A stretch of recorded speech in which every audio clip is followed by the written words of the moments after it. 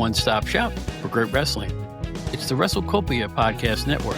Ray Russell brings a host of great shows right to your device. There's the Wrestling Memory Grenade, Regional Wrestling, the Wrestling Stoop with Bob Roop, the Amazing Puro Academy Show, Retro Wrestling Review with Gene Jackson, Dave Dynasty's long-running hit, Wrestling Nostalgia, Monday Warfare, Raw vs. Nitro, the hilarious Other Ship podcast, and a whole lot more. Great shows and great guests, but where do you find all this stuff? Really simple. Try logging on to WrestleCopia.com. As I like to say, it's your one-stop shop for great wrestling memories.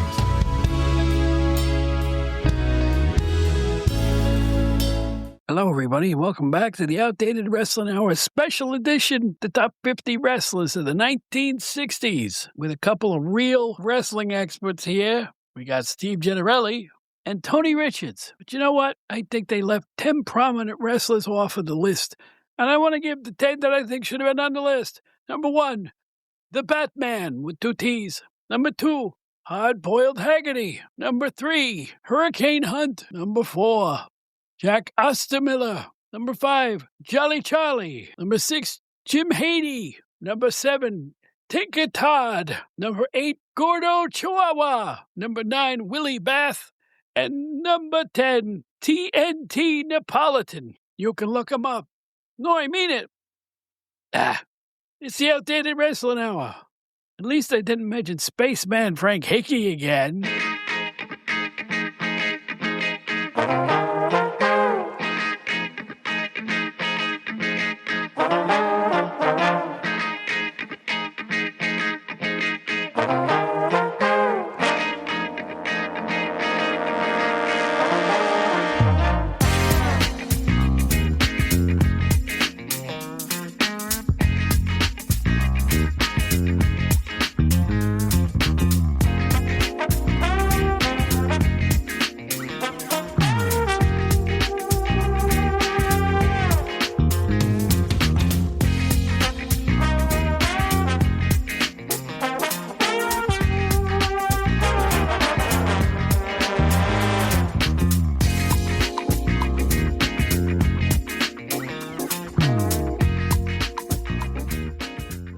Hi, everybody. My name is Bob Smith. You might remember me from my era with Pro Wrestling Illustrated and its sister publications back in the 80s and 90s. And this is the Outdated Wrestling Hour podcast. How are you tonight? Special edition time. We have 2 special guests, Steve Gennarelli from Stick to Wrestling with John McAdam podcast, and Tony Richards from the Pro Wrestling Time Tunnel. And together, the 3 of us are going to look at the top 50 wrestlers, in our opinion, of the 1960s, that long ago decade. Now, I saw some wrestling in the 60s. I was born in 1958, but I didn't really start understanding wrestling until about 1970. In any event, we have all thoroughly researched that time, and I got a couple of experts with me. How could I go wrong? Get yourself ready. Get yourself a long drink of, I would get 2 of your favorite beverage.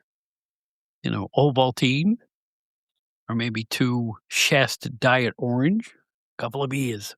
Get yourself ready. We're going to look way back at the 1960s with these 2 fine gentlemen.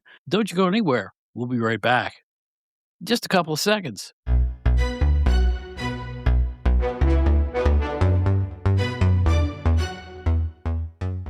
For all of you out in podcast land, know this. I'm probably not going to get any guests anymore because I'm such a doggone audio stickler. Right, Steve?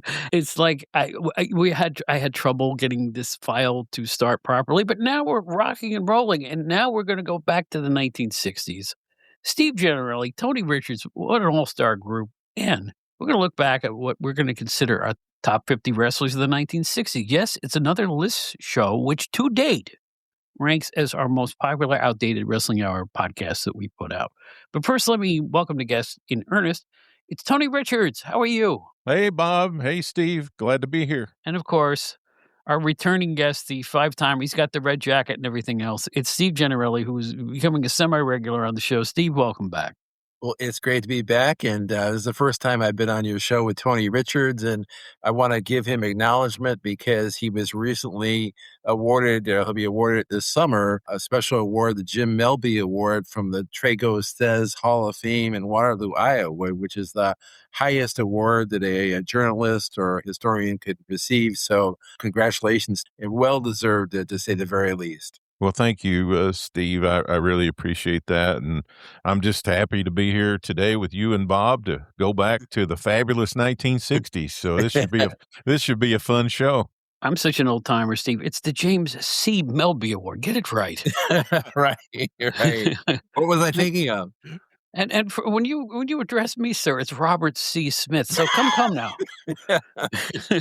I'm Tony P. Richards, but the P is silent. So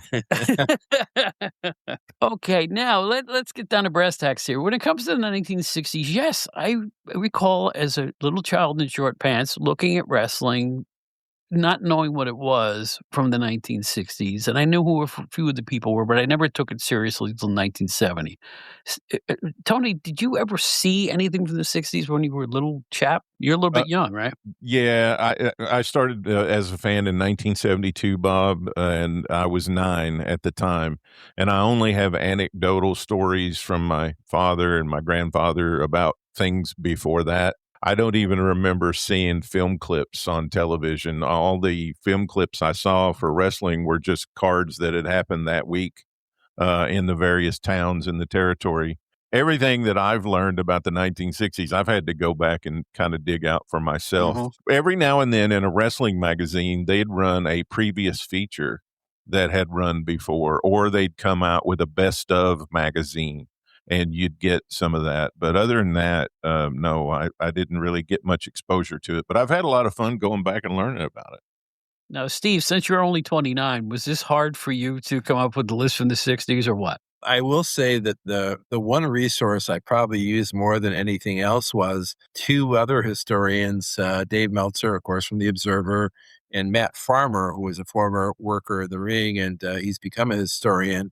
A few years ago, maybe a decade or two ago, they came up with a list of the top box office stars for every year in wrestling. So they went back to the Hackenschmidt days, and they worked all their way up to the current product. And they put a list together, the top biggest names of that year. And if you were a very impactful name, like say the Sheik at Farhat was in 1969, even included that this guy not only was the number one, but he was the number one by a good margin.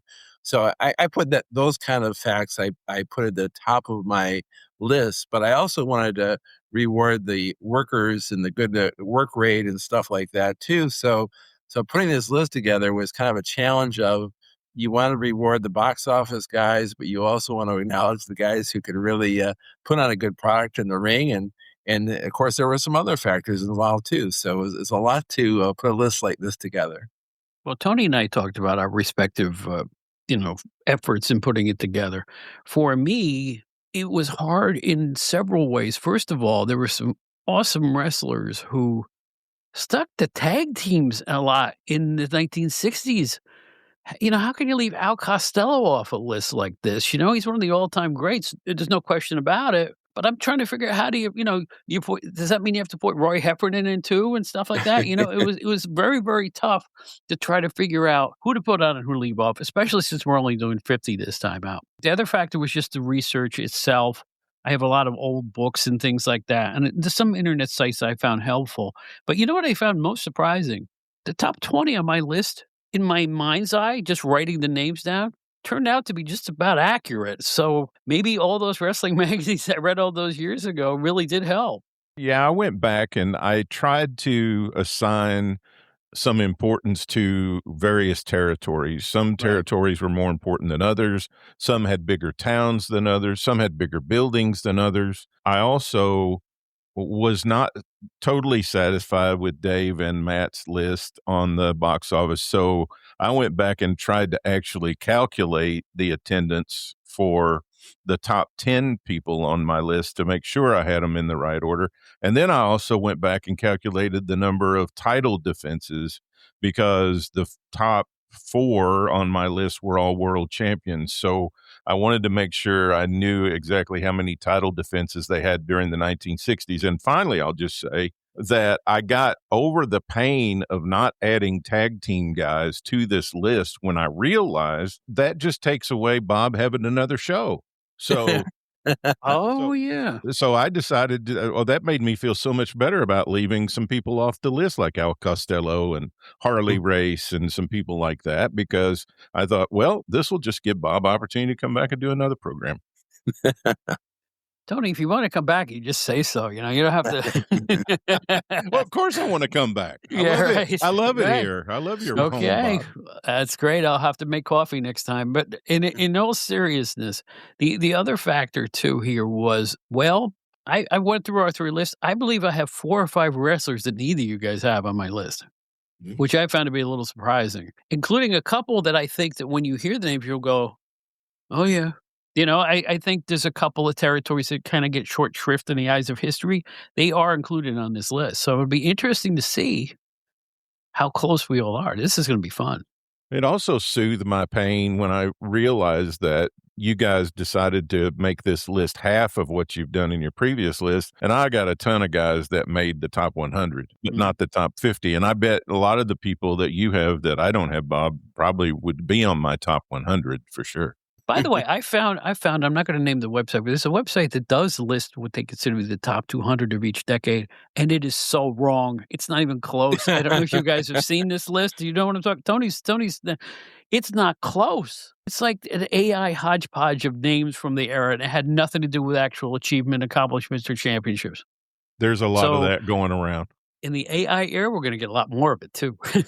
I mean, the videos on YouTube are crazy. The AI videos that are out there now, that all the narratives and everything are just completely jumbled up and wrong. But being the fogey that I am, I'm proud to announce that I do not use AI to edit. I don't use it to gather information. I don't use it to write, and I don't use it to edit my writing. So I eschew it. I will not use it. I've come this far being a professional at what I'm doing. I'm not going to change now. That's it. I'd rather do it by hand. Good to hear. All right, so Steve, since you're the pain in the neck that Tony showed me his notes. Oh, my list. Yeah. Oh, you did work, man. And I know Steve does so stuff. Steve, since you're the pain in the neck that started this whole concept way back when, I'm going to let you go first and exclaim your 50 to 41. That sounds good. And I want to give kudos to Tony for his penmanship. He just showed us the list, and his penmanship was really good too. Almost calligraphy, I'm telling you. Right. So number 50 was Buddy Austin. And I'll be honest with you guys, I actually had Mil Mascaris originally at number 50, but I wanted to get Buddy Austin on this list so bad, we bumped Mil to number 51. Number 49, Larry Hennig for his tag team with Harley Race. Number 48, Doug Gilbert. Yes, the Gas House Gilbert, or better known as the Professional in Atlanta, who had many great runs in the AWA and Georgia and many other promotions, which Tony, I'm sure, could speak at length about. Number 47 from Canada, the great Sweet Daddy Siki, who wrestled all the way up until the 80s. Number 46 from the West Coast, Pepper Gomez, who had an incredible run there and also did some movie work and TV work as well. Number 45, our future world champion, Harley Race, who was mainly a up-and-coming tag team wrestler, but as we get to 1970, his first NWA title win is only about 3 years away. Number 44, Pedro Morales, kind of similar to Harley. He held the world title out in California briefly, but he's getting ready for his world title run in 1971. Number 43, Johnny Powers, who had a lot of success in the Northeast and also Toronto and the burgeoning future IWA or NWF, Bob's first promotion. Number 42, I did put Al Costello on my list. He wasn't originally on the list, but, the Kangaroos were probably the top tag team of the 60s from what I can tell. I had to put him on the list. Heffernan did kind of fall out of the team about halfway through, but Costello was the one consistent, so I stuck with him. And my last entry of the first 10 is Dory Dixon, a really popular star who had success really all over North America. So he's my number 41. Intriguing. All right, Tony. Welcome to the party. If you'll give us your number 50 to 41. Okay, at number 50, I had probably one of the two biggest babyface stars that are on my list from the Tennessee territory, Lynn Rossi, who drew millions of dollars in the 1960s as a main event performer in Tennessee. Number 49, I've got the NWA World Junior Heavyweight Champion Danny Hodge on my list, the only wrestler at this time who had ever been on the cover of Sports Illustrated. Number 48, Mitsu Arakawa. Number 47, his career started up in Canada, but he had taken some tours around the territory by the mid 1960s, the Mongolian Stomper.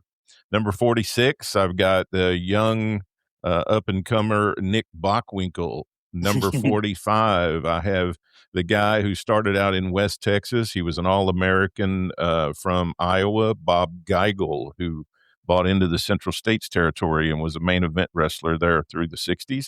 Number 44, I have probably the number one heel in the South for the 1960s, Mario Galento, who drew amazing amounts of money in Atlanta in main event wrestling with Buddy Fuller. Number 43, I have Joe Scarpa, who would eventually become Chief Jay Strongbow, but in the 60s, he was an amazing main event babyface.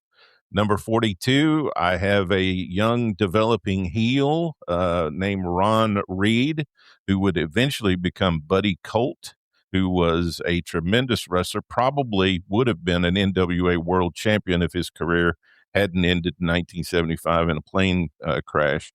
Number 41, I have the wild man from the Pampas, Pampiro Firpo, at number 41. Well, I just wanted to make a couple of comments on Tony's list. A huge omission on my part not to have Mario Galento on my list. He was one of those names that just kind of fell through the cracks. And I did have Nick Bockwinkel on my list at one point, but I did pull him off. And looking at his record in the 60s, we always like to say how brilliant he was on his interviews. And I guess in real life, he must have been just as brilliant because he wrestled half the time in Hawaii. He wrestled in Southern California the other half. And, we saw him in the Monkeys. We saw him on Hollywood Squares. I mean, I think he had the most enjoyable wrestling life of anybody ever in the 1960s, from what I can tell. There you go. All right, here we go. Like I said, our lists are going to be incredibly different. My number 50, there you go, Tony, Len Rossi. All right. Number 49, Red Bastien. Mega scientific, athletic, kind of bopped around a little bit. And this one may be a little controversial, but I put him on anyway because he started, I think, in 65, Terry Funk. And him and his brother, by the end of the decade, were known as a wild tag team. And also maybe a little bit controversial, too, number 47, Ernie Ladd, who really started wrestling in 61. But you know what? Everywhere he showed up, people came out in droves because it was, Ernie Ladd. Not only for his NFL background, because of his size and things like that. It was almost like the Andre the Giant of the mid-60s. Number 46, Mitsu Arakawa, who was one of the earliest proponents of the sneaky, sinister Japanese wrestling heel. And I couldn't leave him off the list. And I do remember seeing him as a child. Number 45, the world's most scientific wrestler, Wilbur Snyder. And the only reason he's really this low on my list is because, he kind of owned one of the territories he worked in, and that kind of helps you get to the top of the card. But that's cool. Number 44, I bet this one neither of you have. Yukon Moose Sholok, a major draw, just walking to the ring with a legitimate moose's head on his shoulders. Unbelievable. He'll feed you kielbasa long before the Mighty Igor did and all those other things. I just thought he sold tickets, and that's why he's on the list. 43 is Ron Wright, who I'll get a little bit more into the story later on, but he in an early 60 feud was one of the most famous in that area that he wrestled in. 42 is Pepper Gomez, big time in San Francisco, WWA, AWA, former bodybuilder with a cast iron stomach, which was his claim to fame. And number 41, King Curtis, goes back to the very early WWF as Prince Iakawa, managed by Bobby Davis, big in Japan and Australia, and most importantly, had a role in a 1960s Three Stooges movie. So there he is. King Curtis, of course, is from Hawaii, and that's where he debuted, I think, in 1965. A lot of these guys were, like, if I had to put Ron Wright on the list, I had to put Whitey Caldwell on the list. They kind of went together, and so they were in my plus 50 Well, category. you'll hear more about Whitey later on. We'll put it that way. Well, they both deserve it. There's no doubt about it. I just I couldn't wedge them into the 50, but good choices. Thank you. Coming from you, that's a real compliment. All right, Steve, it's All right. time for 40 to 31. Number 40, Tony had mentioned him already. Danny Hodge, definitely belongs on the list. Huge star in the 60s. Number 39, King Curtis. We just mentioned him. Number 38, Waldo von Erich, huge star in Canada, the Northeast, NWF territory. Had 3 main events against Bruno at MSG in 1964. Number 37, the wrestling veterinarian, Big Bill Miller, who had many successes against Bruno and big in the AWA and big all over the U.S., wrestled in the NWA, obviously. Number 36, Pampero Firpo, already mentioned. Number 35, Wahoo McDaniel, much like Ernie Ladd, coming right off of the NFL, had a run in New York, but then became one of the top NWA stars for the next 15, 20 years. Number 34, Pat Patterson, teamed up a lot with Ray Stevens in San Francisco, really had a remarkable career throughout wrestling, had to be one of the top workers of the 60s for sure. Number 33, the legendary Peter Maivia, great tough guy in and out of the ring, definitely the father of the Samoan dynasty. Number 32, John Tolos, who would have his remarkable feud with Lassie in 71, but he was raising hell, especially with his brother Chris in tag team matches. But he's from Canada, and he had lots of success all over the U.S. and North America. And number 31, Bearcat Wright, was a world champion at one point, and not of the big three, a world champion nonetheless, and one of the top black stars of his era. Well done, sir. Thank you. Mr. Tony? Starting at number 40, I've got Buddy Fuller, the son of Roy Welch. He was in main event wrestling in Memphis. He was the booker that turned Memphis into what we know today as the outstanding wrestling city that it is. He also drew about 17 or 18,000 people to Ponce de Leon Baseball Stadium in Atlanta for a match with Mario Galinto in 1965.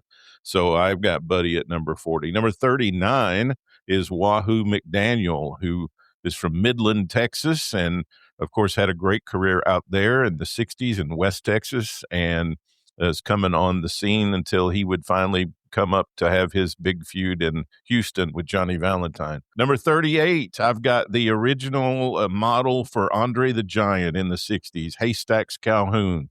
He was kind of the touring big guy around all the various territories. He would usually team up with the main babyface to go against the monster heels in the territory. Number 37, I have the stepfather of Ted DiBiase, Iron Mike DiBiase, at number 37. His Texas death match for 3.5 hours with Dory Funk Sr. in West Texas is legendary. He was also a star in Omaha. He was also a star in the Phoenix territory, and just an amazing star in the 1960s. Unfortunately, we lost him to a heart attack in 1969. 36, we have another collegiate champion who would become a much bigger star in the 70s, but was a big star in the 60s in Omaha, Nebraska. He was also a big star in Atlanta, Georgia. He wrestled under a mask as the original Mr. Wrestling, Tim Woods, at number 36. At number 35, I've got the Wrestling Mormon. As a matter of fact, I was just studying a Mormon strap match this morning. Don Leo Jonathan at number 35, who was big in Canada. He was big in the Vancouver territory. He was also big in some of the territories in the U.S., including the WWF. Number 34, I've got Killer Kowalski, who is probably one of the most well-known heels. If you just walked up to somebody on the street and said, name a bad guy wrestler, they'd probably say Killer Kowalski. He's just had a name that has endured through the decades and was a really big time. He spent a lot of time in Australia in the 60s. So he probably would have been higher on my list, but he was working for Jim Barnett in Australia. He went to Australia and people thought he was never coming back. He stayed so long. And Jerry Briscoe told me, he said, I got worried about Walter. I thought he wasn't coming back to the States. Number 33, I've got Lonnie Main, who was huge on the West Coast in both L.A. and San Francisco. would eventually take the moon. We was the original moondog, Lonnie May. Number 32, I've got probably the biggest heel of the 60s in the Florida territory, the Professor Boris Malenko. The biggest angle on Florida television in the 60s was Eddie Graham taking Boris Malenko's false teeth and stomping them in the ring. Number 31, I have, this just won the Wrestling Observer Book of the Year in the Wrestling Observer Awards, our friend Brian Solomon, Gorilla Monsoon, who at this particular middle part of the 60s was a main event wrestler in Los Angeles. He would come to New York. He would have a feud with Bruno, and then he would become a part owner of the WWF. But I've got Gorilla Monsoon at number 31. Any thoughts on you? Only that you had a couple that I don't have on my list, and I'm kicking myself. Yeah, so here's the thing. You're right, Tony. 50's hard to do. 50's really hard to do. And everybody has different perspectives on things, depending on what they've seen or what they know inherently, as opposed to having to research it. The other thing that's difficult is a 10-year period. Yeah. Because guys go in and out of tag teams, they go in and out of territories, they go up and down cards over a 10-year period multiple times. So it's kind of difficult to sort out the guys who were on top more of the time than others. All right, here I go. Number 40, Boris Malenko. Big heel star with a unique personality, huge in Florida, big-time wrestling. He was other things in the decade, but his career flourished when he became a Russian. Number 39, Bearcat Wright, who was discussed before. 38, Eddie Graham, Florida, Mr. Florida. And of course, even before that, the tag team with Dr. Jerry Graham. Larry Hennig at 37, also known for his tag team with Harley Race. Haystacks Calhoun, 36, major attraction. 35, Harley Race, again, tagged with Larry Hennig, 2 tag team titles in the decade of the AWA. Whitey Caldwell, 34. You can't say Whitey Caldwell without saying Ron Wright and vice versa. But you know what? In my mind's eye, they set the stage for the wild Memphis-style brawling that we all came to know in decades later. If it wasn't for them, I don't think, that whole territory would have the feel it had later on. 33, Antonio Inoki, because of his successful tours over here. 32, I hemmed and hawed over this one, but Cowboy Bob Ellis is on the list. He did draw for quite a spell in various organizations. And 31, perennial AWA guy, Big Bill Miller, or Mr. M, or I think there were other guys in there along the way, but those are the ones I knew him as. I love that list. I would have had Inoki on my list, with the exception that his entire U.S. excursion was in a tag team. He was in a tag team with either Duke Kiyomuka or Hiro Matsuda, and I didn't put him on the list because of that, because it was heavy tag team. He really broke out as a single in the latter part of the decade. I also wanted to say I didn't have Terry Funk on my list because he debuted, you were right, Bob, he did debut in 65. Didn't really break out, though, until 69 or so. Right. True. He went to Florida and completely changed his wrestling style, and his father got completely upset over it because he became what we know as Terry Funk. But his dad was not against that, which when he got out from under Dory Sr. and went to Florida, that's when he did the other stuff and was able to do other things. And history shows that Terry was right by doing that. I will say this, and this has nothing to do with our list. When Terry became NWA World Champion, not everybody in the NWA was thrilled about it. You would know better than anybody, Tony. Am I right?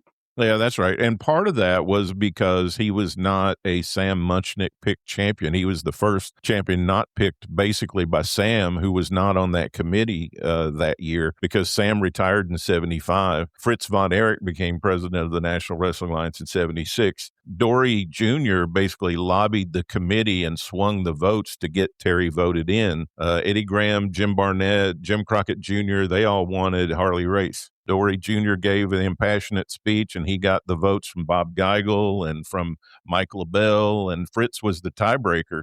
Now, in later years, I've come to believe that Fritz kind of had in the back of his mind having that big Cotton Bowl show in 76 with Terry and two Texans going at it in the main event. Now, he might have had a personal interest in voting for Terry.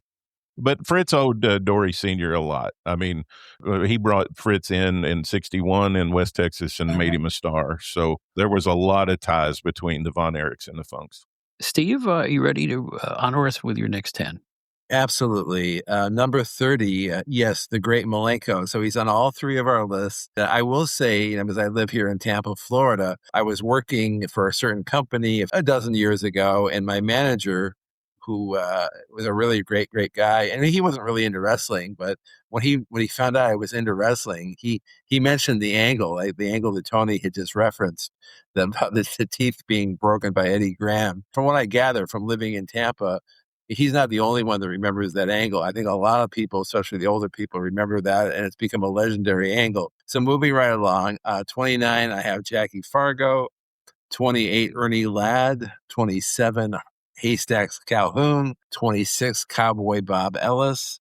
25, Mark Lewin, who hasn't been mentioned yet, but always influential, wrestled everywhere on the continent, I guess. Number 24, Eddie Graham.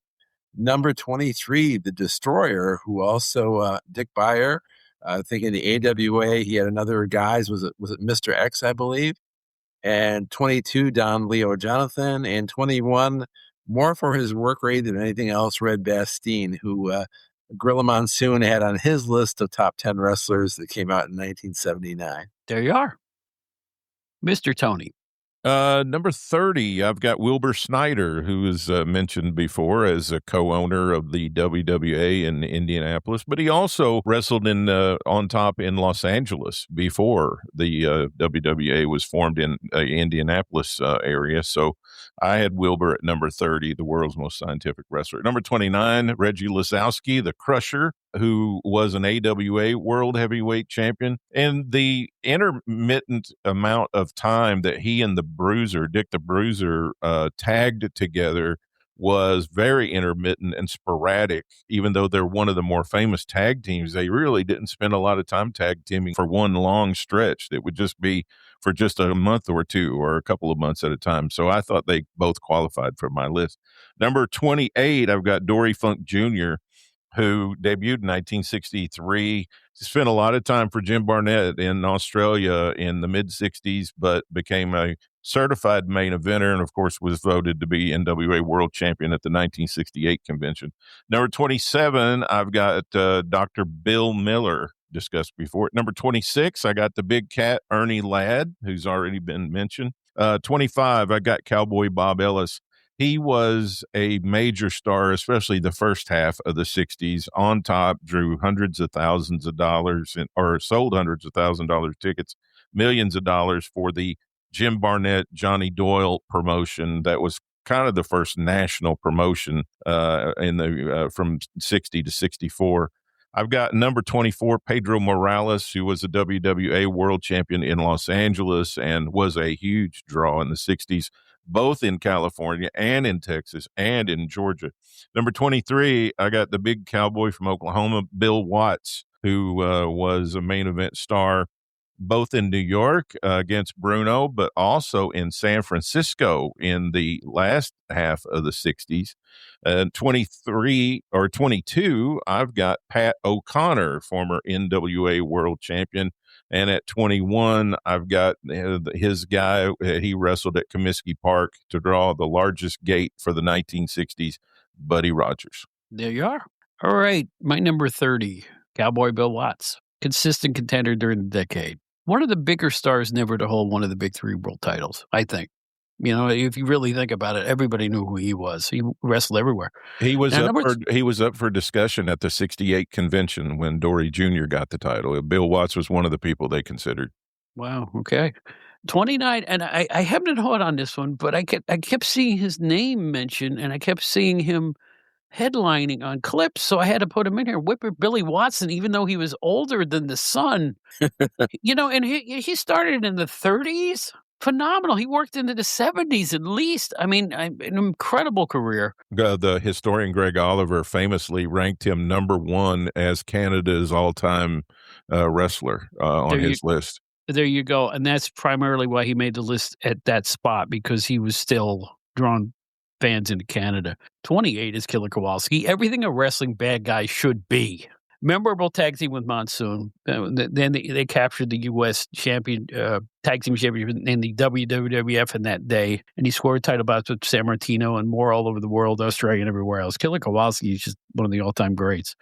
27, Pat Patterson, who was discussed earlier, I think. 26, the Sheik, this low on the list because I don't think he had reached his peak in popularity or in draw in this stage. He got banned in MSG, and nobody knows who banned him, right?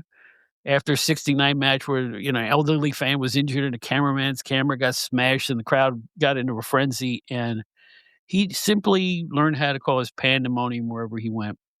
That may have sold tickets, but didn't please state athletic commissions. We'll put it that way. 25 is the aforementioned Gorilla Monsoon. 24, Dory Funk Jr.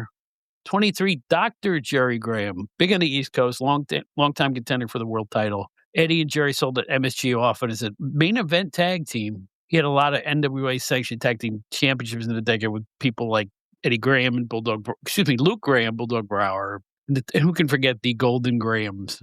That's what they were called, him and Eddie. 22 for his ventures into the U.S. is Giant Baba. And 21, Sonny Myers, if you can believe it, because he dominated the Central States region, winning multiple singles and tag team championships. And he won 22 regional NWA belts in the 1960s. I felt he deserved a spot, and that high. Also very influential in the formation of Japanese wrestling, too. Sonny Myers deserves to be on a list for the 60s for sure.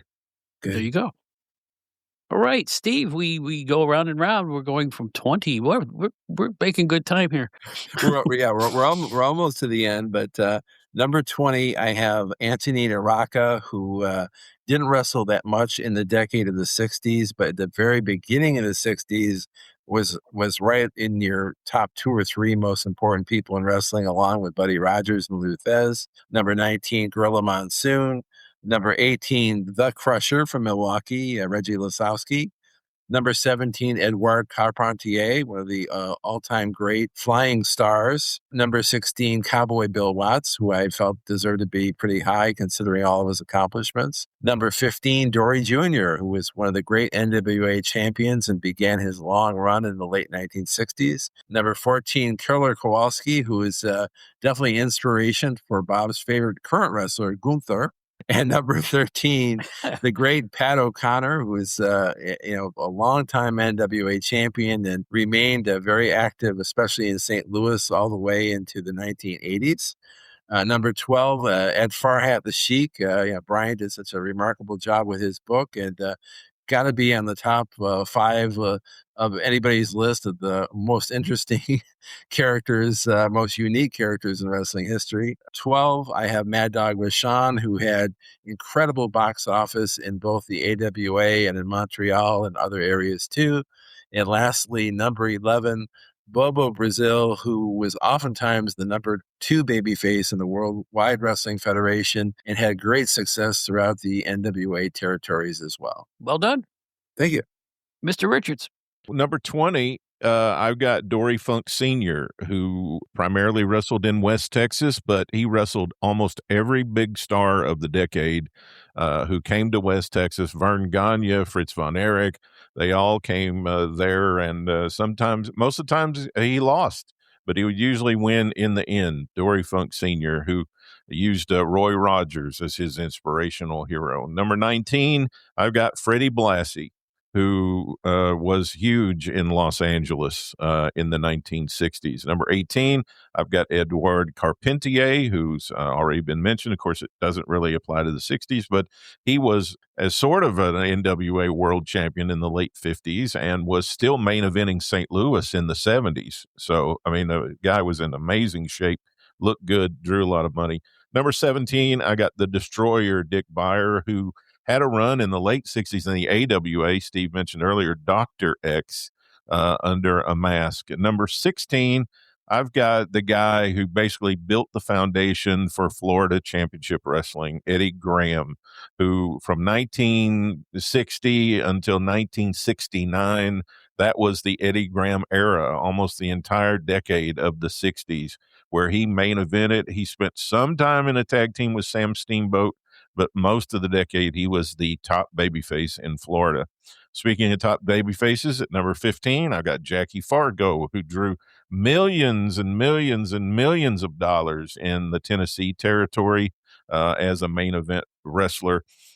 Typically, mostly in Nashville at the beginning of the decade, as that was the primary city in the territory. And then in the last half of the decade, that sort of shifted over. He also drew a lot of money in Birmingham, Alabama.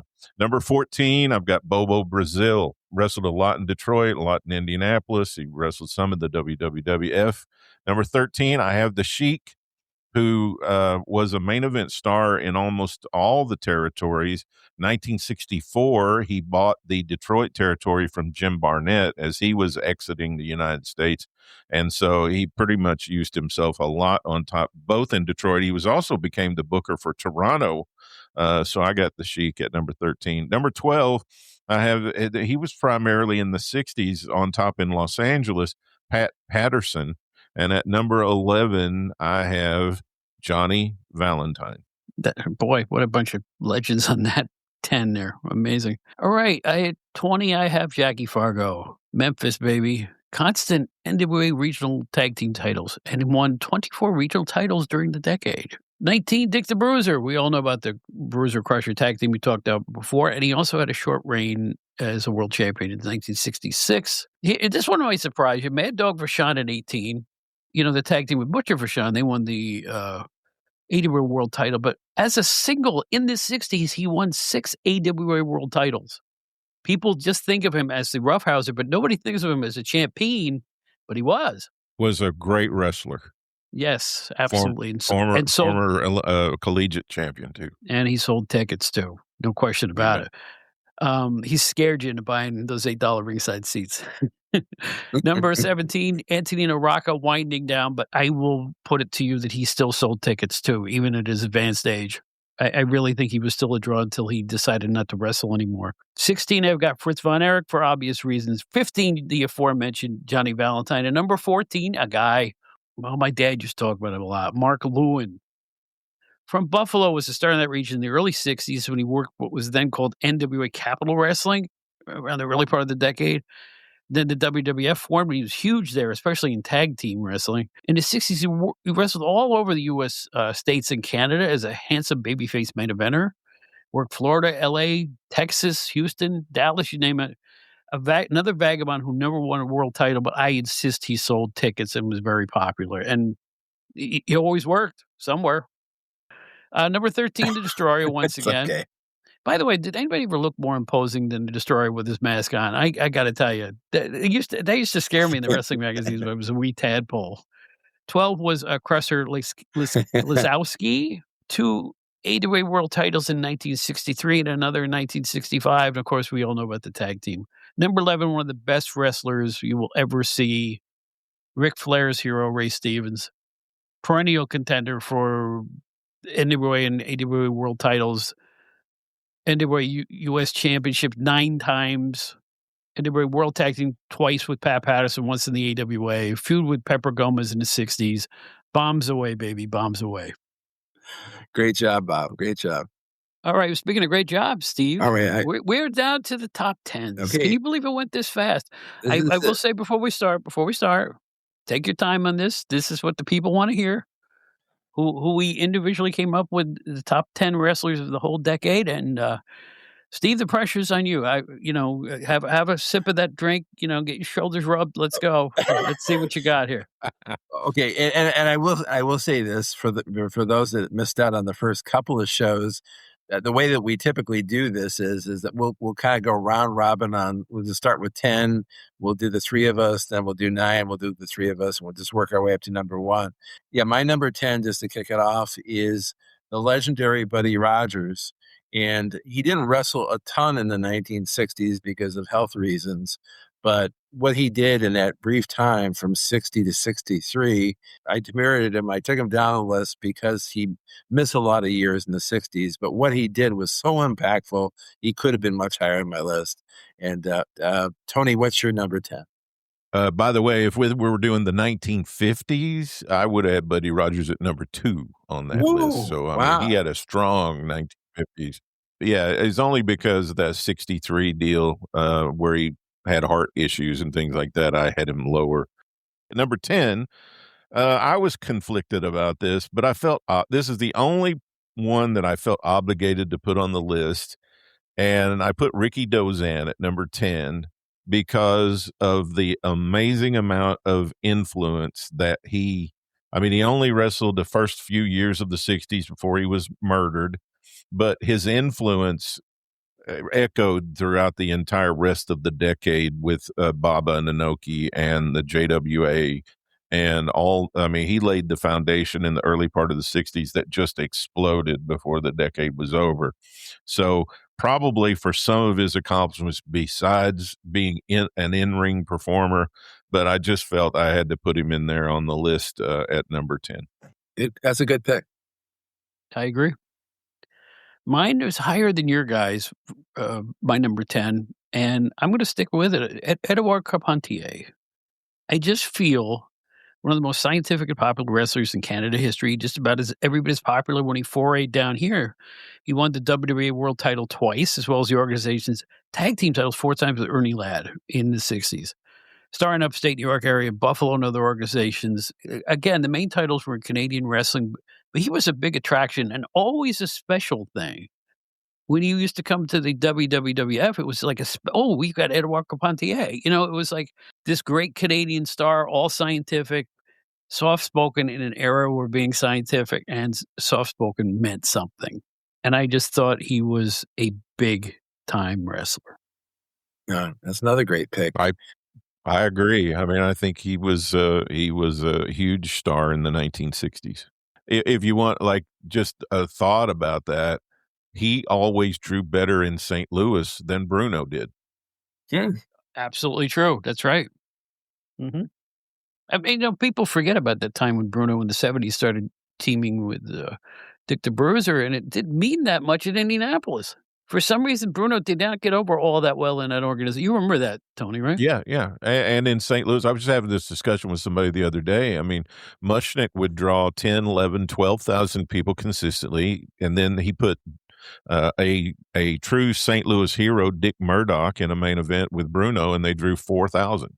And that was not just a one-time thing. I mean, that happened most every time he had Bruno on top. But Sam wanted to have a lot of different wrestlers. He wanted to be the Madison Square Garden of the Midwest, where you never knew exactly who was going to be there, and it was always a variety of wrestlers. It wasn't just the National Wrestling Alliance, but it didn't always draw very well.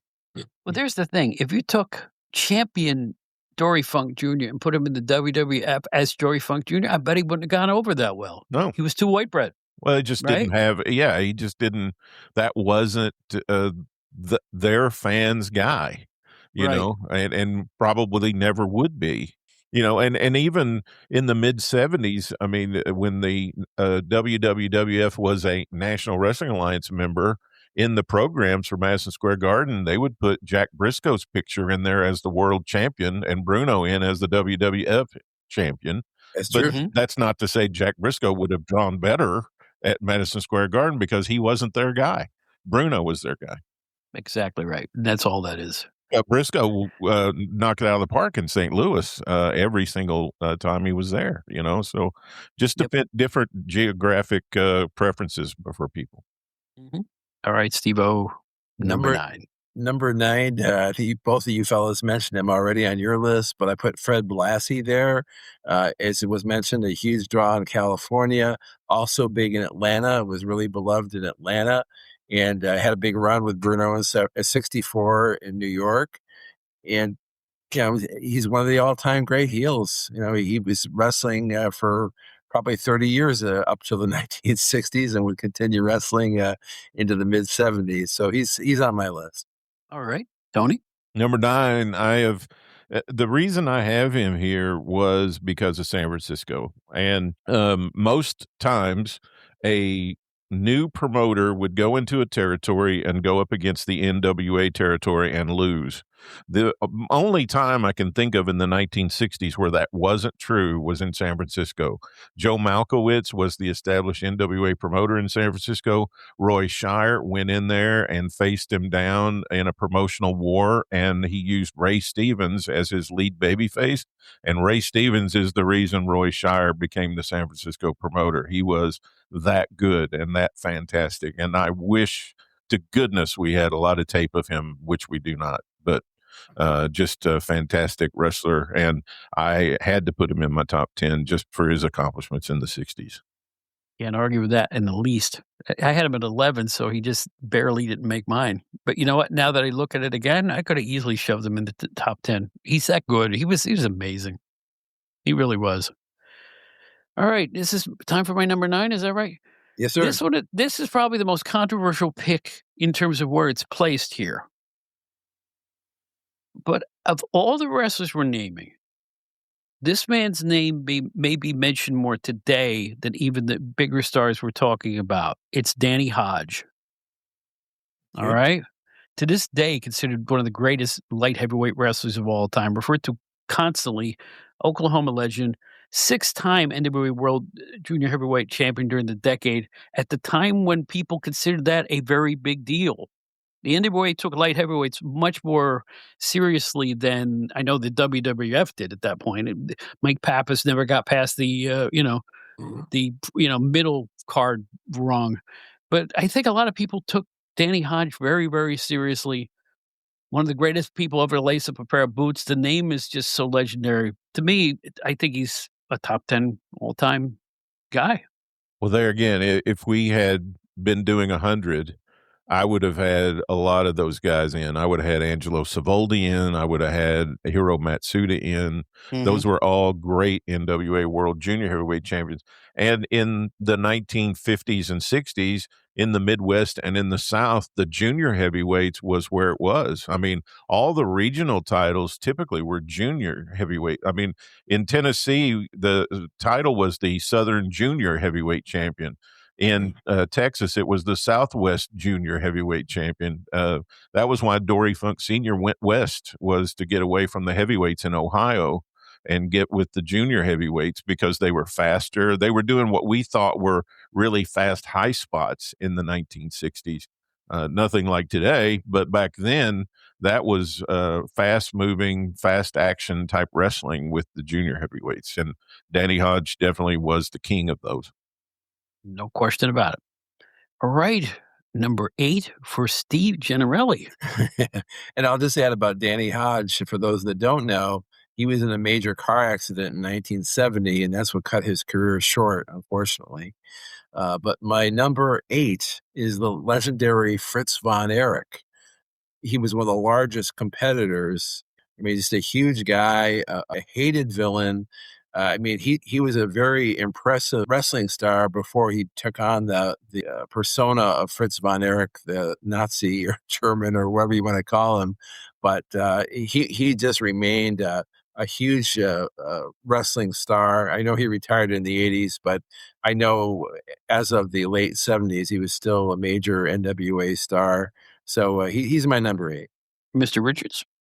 Number 8, I got Giant Baba because of the Japanese influence, but also because he was a huge main event wrestler in the United States for some of the 60s. So Fritz von Erich and Giant Baba was a huge match in Los Angeles. Lou Thesz versus Giant Baba was a huge match in Los Angeles. So Giant Baba, I put at number 8 for my guys in the 1960s. All righty.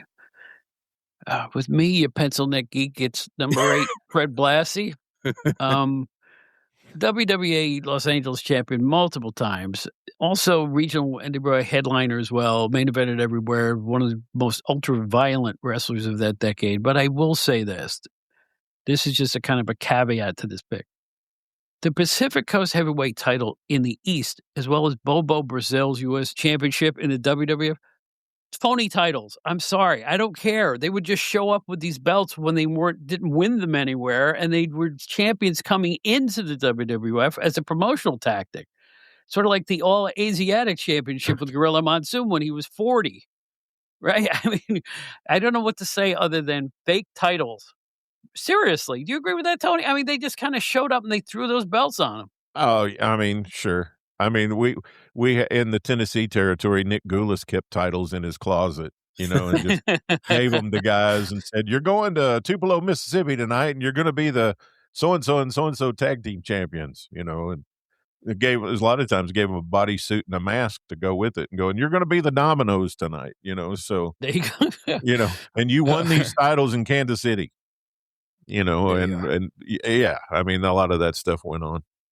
I mean, I had assumed that Bobo's U.S. title was kind of won in Detroit, but no, that wasn't always the case. He would show up with that belt even when he wasn't, the champion in Detroit. So, We had on our show, Pro Wrestling Time Tunnel, we had Don De Leon, who was the photographer backstage the night Terry Funk won the NWA title. And he was the only photographer in the building. So he's the only one that got shots of Terry right after he won it. But he was also back there with Abdullah the Butcher. And he asked Abdullah, he said, "Can I take some photos of you?" And Abdullah said, "Sure you can." And he said, "Well, do you have a belt or anything?" Abby said, "I'll be right back." And he went through the door to the back and went around to the babyface dressing room and got Cyclone Negro's belt and came back, put it over his shoulder and said, "I'm ready, take my photo." And Don took his picture, and he never won that title, but he has a picture with that belt. So, stuff like that happened. That's beautiful. All right, Steve, you ready for number 7? And to Bob's point about Fred Blassie, I can speak for both of you fellas. I know you both loved it when he put the spin on Dick Van Dyke on the Dick Van Dyke Show. Oh, of course. All right, my number 7. That was one of the. I was just going to say that was one of the benefits of wrestling in Los Angeles. Mhm. Yeah. Was the proximity to television and movies that guys had, and they were able to take advantage of that. And we got to see a lot of them on. We have more film of them on television than we do in the wrestling ring. Sadly, yes. My number 7, you guys already have mentioned him, but Ray Stevens. I mean, from all the stuff I've read about and heard about, he was the Ric Flair of the '60s. He was Mr. Work Rate in the '60s. They said he was the top guy without question. He stayed a lot in San Francisco. I mean, he did go to other territories, I think, but he wasn't like the traveling champion that you say like a Ric Flair would be, or for work rate, you can't top him. So he's my number 7. Mr. Richards. Number 7, I have Dick the Bruiser. 1964, Jim Barnett vacated the U.S. and he took over the Indianapolis territory. He and Wilbur Snyder. He was also huge in Los Angeles. He won the WWA title in Los Angeles and took it to Indianapolis and established another WWA in Indianapolis with the Los Angeles belt. I love to go back and watch some of the old black and white Dumont stuff and some other stuff that we have with Dick the Bruiser because he's such an aggressive guy.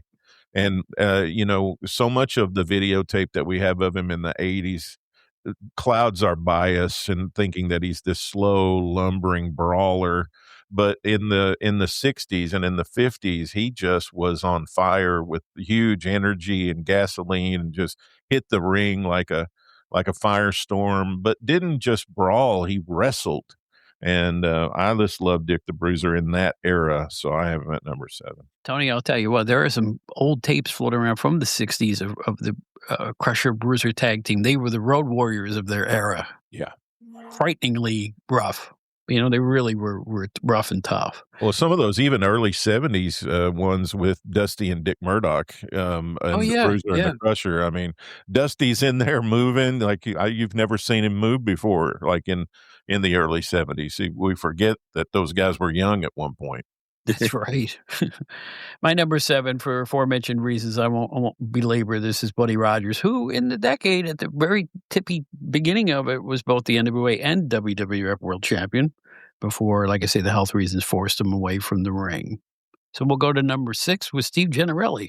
I have also Dick the Bruiser very high, number 6, and I would even almost compare him to Braun Breaker of today. I mean, Braun Breaker is this phenomenal athlete, a football star, a guy who can wrestle, he can brawl, he can do anything, and Dick the Bruiser was probably like that when he was a young guy in the 50s. I mean, he was part of that riot at MSG in 1957, I believe. Got banned from New York, never came back to the MSG. He was a huge draw in the 60s and would continue to wrestle into the mid-80s and always be a draw. There you go. I need to do a show. I need to do a podcast on, this is totally off topic, the dubious promotional tactics of Indianapolis wrestling. Throughout the course of Bruiser's tenure as the leader of that organization, he did some very, very openly shady things in order to draw crowds, or at least try to. And I could do a whole show on that based on what I know about what the kind of stuff he pulled. It was crazy. So I'm hoping we can work that show with some people who were there. I know Jerry Jaffrey pretty well. I wonder if he would dare besmirch Dick, but we'll find out about that. So we'll see. Please. That's a great comp, by the way, Dick the Bruiser and Braun Breaker. Thank you. And, I'm thinking about it as you were talking, Steve. Your comparison made me think about, even if they aren't necessarily the best wrestlers, their athleticism hides it. They're so athletic and do so many things that they look like they're really wrestling, but they're really working. But Right. you just give them the wrestling. You give them credit for wrestling. You know what I mean? It's a good comp. Thank you Thank you. for that. Number 6, I've got Mad Dog Vachon. I struggled with him not making my top 5 because of his AWA World Heavyweight title runs. In those days, the AWA was formed in 1960, and it was a combination of 2 booking offices, one in Minneapolis and one in Omaha. And Mad Dog worked both ends of the territory, but he primarily worked a lot of his title defenses in Omaha, and drew just a ton of money out there in that part of the territory, which isn't really focused on a lot by people today, because it didn't really survive into the modern era. But Mad Dog Vachon, even in the 70s when he was being put over as a babyface in Texas, he was just a fantastic worker. And again, by the time the videotape era comes around, he's mainly just brawling, and he's a little bigger and doesn't move as well as he did before. So sometimes the video era for the guys that are in the twilight of their career is not kind to their historical memory. But Mad Dog Vachon was a fantastic wrestler in the 1960s. I've got him at number 6. There you go. And I'll be real quick with Pat O'Connor at my number 6, mainly based on what he did at the top of the decade. He did kind of fade off greatly by the middle of the decade, but I think his accomplishments were welcome to have him on this list. So there you go. Steve, number 5, if you'd be so kind. Number 5, I have Johnny Valentine. I've talked to many people, read many books, and we have a guy who's on Stick to Wrestling with John McAdam a lot called Todd Goss, who is, in my opinion, one of the great authorities on Mid-Atlantic wrestling. He saw wrestling there. I guess he attended wrestling from maybe the early 70s till today. And he said to me, seeing Wahoo against Johnny Valentine was the ultimate wrestling that he ever saw, the best wrestling that he ever saw. And that was including Steamboat against Flair. So I've never heard anybody say anything bad about Johnny Valentine, the wrestler. He was always so believable. You believed in him even if you didn't believe in wrestling. So I wish I could even put him up higher on the list, but number 5 seems appropriate for Johnny Valentine. There you go. John Hitchcock, who was a longtime Greensboro Coliseum fan, who was in that original group that basically named the Four Horsemen. Right. He told me that when he was going to see wrestling in the 70s, Johnny Valentine, and he locked eyes with him. Now, this is a guy who John Hitchcock knows it's a work and knows, it's a show and all that. He said, it scared me to death. I was looking right in the eyes of Johnny Valentine. He had such an amazing presence when he walked into the wrestling ring that he could just hold the auditorium in the palm of his hand. One of the most intense looks I've ever seen in a professional wrestler. You did not think it was fake if you watched Johnny Valentine, not for 5 minutes. No. At number 5, I've got Fritz von Erich. He's the only non-world champion that I have in my top 5, but he was just such an amazing main event draw from 1961 all the way through the decade. He was considered for the NWA World Championship in 1968. Gary Hart famously turned him babyface on television in Dallas in 1966 when he went on television and he said, Fritz von Erich ain't no German. He's Jack Adkisson from Denton, Texas, and instead of it exposing the business and ruining him, it made him he became Dallas's Texas favorite wrestler at that point. He main evented in every major city in America in the 60s. And he told Mushnick, I'll go to Jack Adkisson as my name if you want to make me the world champion. And they were close to doing that. Interesting. Wow. I had no idea. Sam Mushnick had a policy that all his world champions had to use their real name. Interesting too. So you didn't get Dusty and some of the others all came along after Sam. All the Jack Briscoe, Dory Funk Jr., Gene Kiniski, Lou Thesz, that was their real name. Pat O'Connor, that was their real name. Steve, you figured out like I am why Tony won an award recently? Well, I've been working with Tony on some great shows on his podcast, and I am so glad that he has picked me to do some shows with him. And I'm never surprised what Tony comes up with. He puts a lot of work, a lot of effort into what he does. Absolutely. All right, we're at 5, right? Yep. Lou Thesz came out of retirement to win his 6th NWA championship from Buddy Rogers in '63, active throughout the decade. And from everything I could see, he ranked in the top 10 in the NWA for most of the decade. He kept hanging around. One of the all-time greats. Got flack in the '70s for reasons I do not understand. People were, I think they thought he was hanging around, but we're talking about the '60s here. And he's the type of guy that looked, acted, walked it like a champion. What else can I say? He got flack almost his whole title reign, mainly because he didn't like working smaller towns. All the promoters at the NWA, that was a cooperative, and so they were supposed to be treated equal.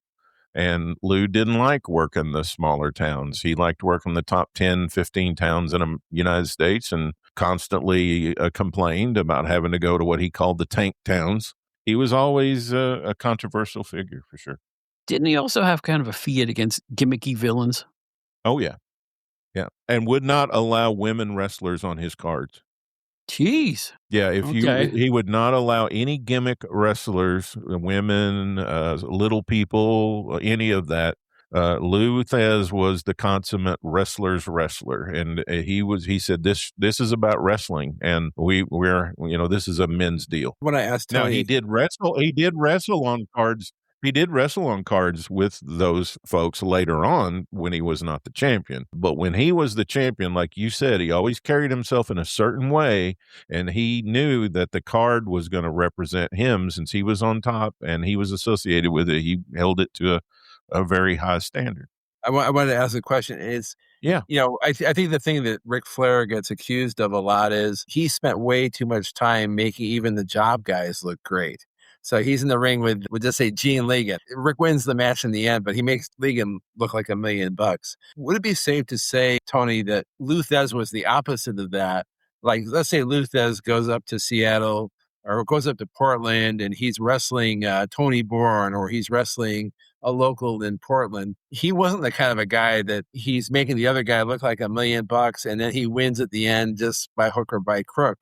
He wasn't like that, was he, Tony? No, unfortunately not. I mean, the role of the NWA champion changed over time, but one of the things that was Muchnick emphasized was that the NWA champion was to make the local guy, whoever the regional champion was in that territory, it was to make that person look better than they did before the match. And oftentimes, depending on the behavior of the person that Lou was wrestling, he would not do that. He did not suffer fools.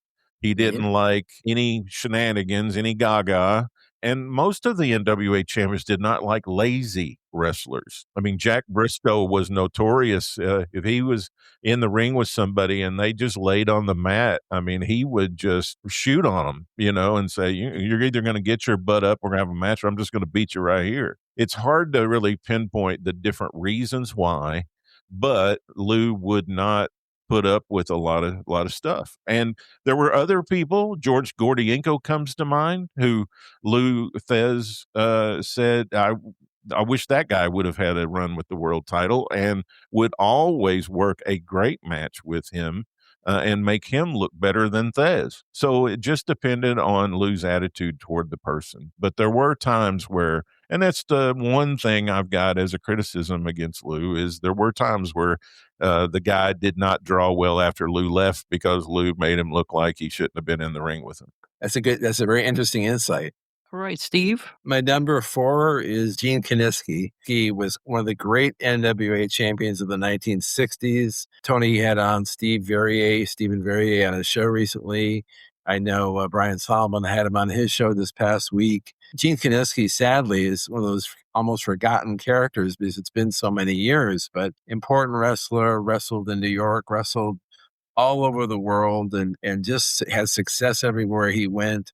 I had to put him really highlight this because he was, arguably the best NWA champion in the 1960s. So he's my number 4. Mr. Richards. I got Vern Gagne at number 4. The AWA was formed in 1960. Vern was, along with Wally Carbo, were the primary shareholders. It was the old NWA Minneapolis territory. Vern should have had a run as NWA world champion. Speaking of guys that Lou was not very kind to or nice to, Vern was one of those guys. He was a fantastic wrestler. He was the first NWA United States heavyweight champion. He was a huge star on the Dumont Network. He spent some time in tag teams in the 60s, and that's one of the reasons I've got it number 4, because he loved the programs with Harley Race and Larry Hennig, and Vern would take a partner and put that on top in the Minneapolis end because he liked working with those guys, and then he'd break off and do singles programs with those two. He started his run, I think, in 67, that lasted all the way to 75 with the last AWA title run of that era, but Vern, I think, deserves to be number 4 here. There you go. And I have a guy that you guys have both mentioned already, but you know what? This guy was a vagabond. I called him the wrestling vagabond. I had a show recently called The Wrestling Vagabonds, people who went from place to place to place to place. But here's a guy who went to place to place to place to place, and ended up at the main event. It was Bobo Brazil. And I just think his status in the pro wrestling, to this day, people still know the name Bobo Brazil. He was that popular. Just on his popularity alone, I mean, he won a couple titles in the NWA and on that on and off US thing in the WWF. But you know what? He traveled everywhere. He was a draw, one of the most unique attractions ever, and sold tickets. And I do believe that he deserves a spot in the top 10 and my list, number 4. One of the most liked and highly respected wrestlers among all the other wrestlers, too. Knowing Bill Apter like I did, nobody had a bad word to say about Bobo Brazil. No. No, never. Even when he was working in the mid-'80s, and he told Bill Apter, well, I don't wrestle all the time, but when I need cigar money, I'll go out and wrestle a match. That was an actual quote from Bill Apter. Houston Harris, great Bobo Yep. Brazil, man. I mean, good for you for putting him up there. Well, you know what? Let's face it, Jackie Robinson of pro wrestling in that era. Now, as we all know from Ian Douglas's 2 great books, there was a lot of African-American professional wrestling that was way back before Bobo. But, time forgot it. And thanks to Ian Douglas for educating me. Those 2 books brought out names and facts and figures I had no idea existed. Absolutely. But in terms of we go into the 1950s and 60s, Bobo Brazil was, like I say, sort of like Jackie Robinson. And I think that's a proper way to look at him. He was up high on the cards. He was properly promoted and highly marketed. So that's why we know him more than a Jack Claiborne, for example. And by the way, the dirtiest fan favorite of all time. If Bobo Brazil knew a hold, I didn't see it. He would immediately start choking and punching. He was, you know what I'm saying? Even though he was the so-called good guy, and he did not wrestle clean at all. If you get a chance, go to YouTube, look up the Jack Briscoe NWA World Title Defense in Japan. I've seen it. Bobo Brazil. He is the nastiest heel you can imagine. And he's chewing on what? He was chewing on something. What was he chewing on? I'm not sure. I think it was corn silk. I believe it was corn silk he was chewing on. He's got his hair in a different way. And yeah. He's Steve, heel Bobo Brazil. It's amazing. But I will say, just to add to the conversation, he was the WWF's main draw in Washington, D.C. when, that was, of course, Capital Wrestling was based out of Washington for a while in the 50s and early 60s. Probably a bigger star there than Bruno was, really, even though Bruno was the champion because of the large African-American fan base there. Wonderful star there. And I have a good friend of mine that I'm very close with who grew up in Scranton, PA, and he'd see a lot of the shows in Scranton, and Bobo was oftentimes the headliner. Bruno wasn't there, and he was just beloved there too. So his value in the 60s cannot be underappreciated. There you are. And now we're down to our top 3, Steve. All right, number 3, somebody that we've mentioned a little bit already, Vern Gagne. major box office attraction in the 60s. And I think, like Tony said, I mean, he may put himself in the semifinal match or put him in a tag team match. He wasn't the draw that, say, the Crusher was in the AWA. The Crusher was apparently a much bigger draw than Vern was, but Vern was the face of the AWA, the owner and the most important person. So in a kayfabe sense, he's not number 3. I have to put him in number 3. So there he is. Mr. Richards. Yeah, and you can slice and dice. As a friend of mine used to say, figures don't lie, but liars can figure. I had trouble with my top 3. At number 3, I'm going to have to put Gene Kiniski there. And I struggled with, okay, does the main event wrestler draw the crowd, or does the top 3 or 4 matches, does the card draw the crowd? And that started applying with Gagne for the reasons that Steve just mentioned. But Gene Kiniski held 3 world titles in the 60s. Or 4 world titles in the 60s, I should say. He held the Montreal version of the world title. He held the AWA title. He held the WWA title in Indianapolis, and he held the NWA world title. He wrestled in Madison Square Garden in the 60s. As I did my little attendance rankings, he was number 2 in attendance for the 60s. So if his run would have been a little bit longer, he came in 3rd in title defenses. He had 300 title defenses during his NWA title run. If I would have put the other world titles in there, he might have been right up there at number 1. But I'm pretty happy with putting Kiniski at number 3. Well, he's my number 3 too. Right, Max. So I'll tell you what, according to what I researched, he held the NWA title for 1,131 consecutive days during the decade. Yep. In addition to the other titles that Tony mentioned. Come on, he's got to be top 3. That's amazing. No matter what else he did, he had to be top 3. I mean, And he was a dominant wrestler in the 1960s. Watching him work in the ring, he's just really fantastic. I mean, just assertive, takes charge, doesn't move too slow. I mean, we tend to think of a lot of the matches back in these days as being slow, but most of them were anything but. And Kiniski was a real fast worker. He liked action from his football days. I think he deserves to be up there. No question about it. And in my eyes, I'll tell you what, a very unique countenance too. Just the legitimate tough guy. Legit, not just, in wrestling, but he looked like a legitimate tough individual. Looked like a wrestler in 1960s. He had that look. Great interview. Mm-hmm. All right. Top 2, Steve. Can you believe it? I'm going to give you my number 2, the legendary Lou Thesz. He was starting to slow down in the 60s, but definitely the first half of the 60s, he was still really vital and carried the NWA belt for a good portion of the 60s. I know there was talk of the legendary match with him and Bruno, and they did have a match in Toronto, maybe even a couple more, but not his best decade, but it's his last major decade of influence. I had to put him at number 2 because he was so important and influential as well.